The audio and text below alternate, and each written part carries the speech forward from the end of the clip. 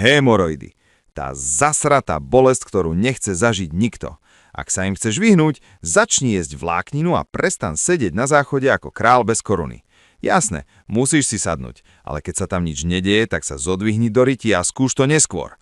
Pohyb je základ. Hemoroid je v podstate nafúknutá guča ciev okolo zadku, kde sa hromadí krv. Začne tlačiť, boleť, niekedy aj krvácať a ty si povieš, že koniec sveta. Ale 95% prípadov sa dá vyriešiť len zmenou životného štýlu. Viac vlákniny, menej tlačenia a hlavne netráv tam večnosť s mobilom v ruke.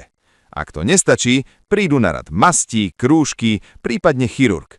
Ale väčšina z vás by sa z toho do pekla dostala len tým, že sa začne hýbať a jesť normálne. Takže prestaň ignorovať varovné signály svojho tela.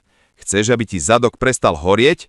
Urob, čo treba. A sleduj ma, pretože tu sa o týchto zatratených problémoch hovorí na rovinu, nie potichu.